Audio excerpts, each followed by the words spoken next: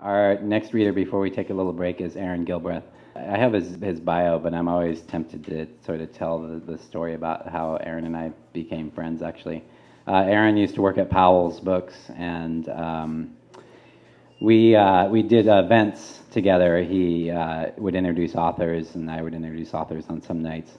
And there was one night where a friend of mine was reading, and I came in to do the introduction, and I think Aaron had already written an introduction, so he thought he was doing the introduction. And we didn't really know each other very well, and it was really tense. It was like we almost got in a physical fight before this reading. It was really funny. But then we made up, and I don't know, we're buddies now. So please welcome Aaron Gilbreath. Let the record show that Kevin threatened me that night. Who read?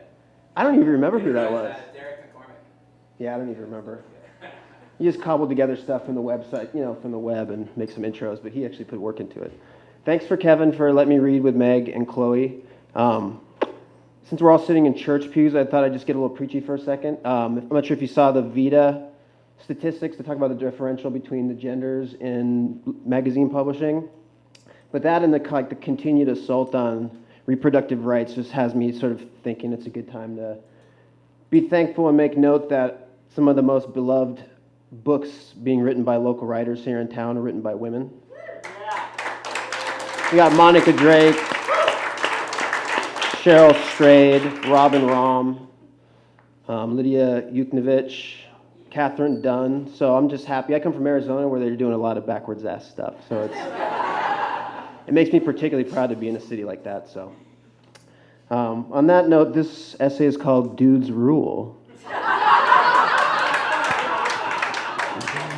Just kidding. Just kidding. It's called Radical, for lack of a better title.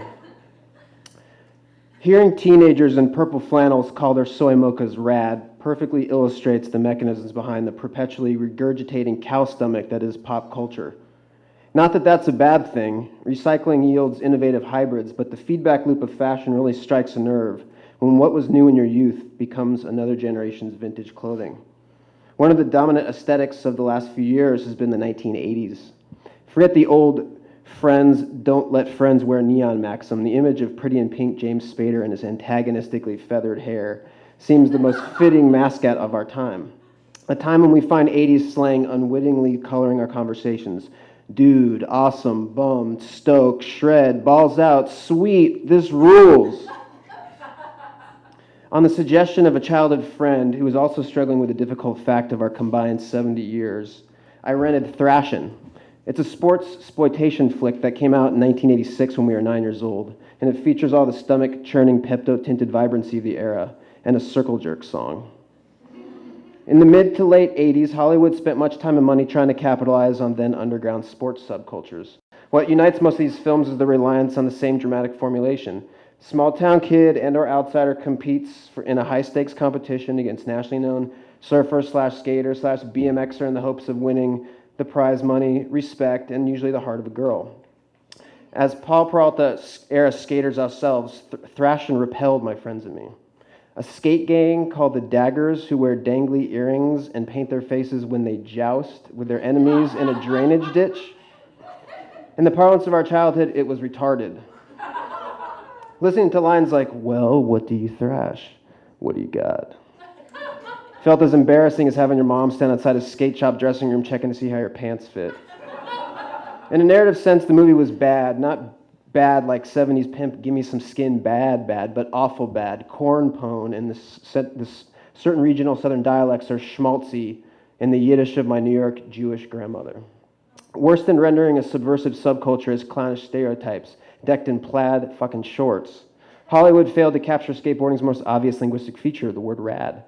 During the entire hour and 32 minutes, the characters utter a litany of pungently cheddary terms: gnarly, studly, acid rock, tasty skate betties. I'm gonna cream that mother. But no one says rad.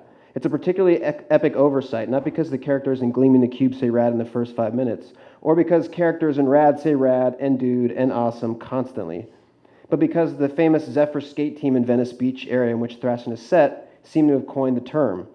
Although I can't say for sure, the Z-Boys appear to have invented rad in the second half of the 70s.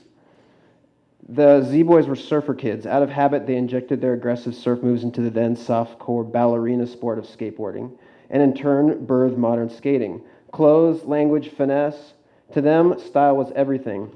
No surprise, then, that they saw the tail end off the word radical, as if it were the constrictively low roof on an Econoline van, and fashioned something new.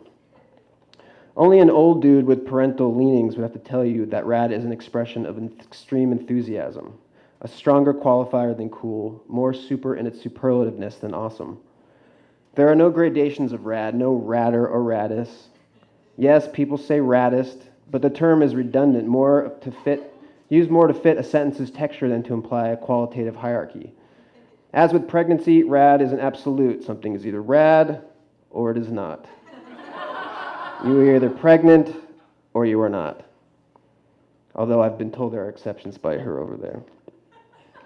All of which should elicit a resounding duh. But how about this? Radical is Middle English, derived from the Latin radicalis, meaning of roots. As an adjective, it first appeared in the 14th century, after which it came to mean different, drastic, counter to tradition.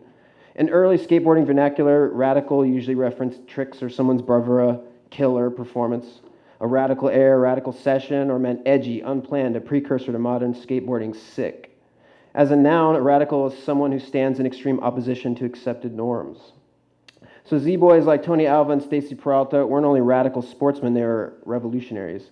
Because by rejecting accepted skateboarding tradition, their new sport and style changed global culture. Viewed through this lens, it's no surprise that rad originated in Southern California, the land of free thinking and invention that gave the world rad shit like Vans, instrumental surf music, and Korean tacos. I mean, could rad have originated in the Midwest? No offense, if you're from the Midwest.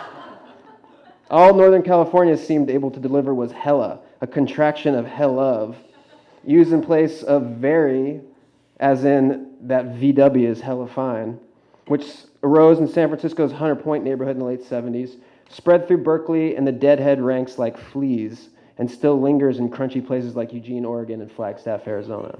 That kind of sonic ingenuity is proof that stiffs like Mr. Hand and Fast Times at Ridgemont High are wrong for thinking stone bums like Spicoli never contribute to society.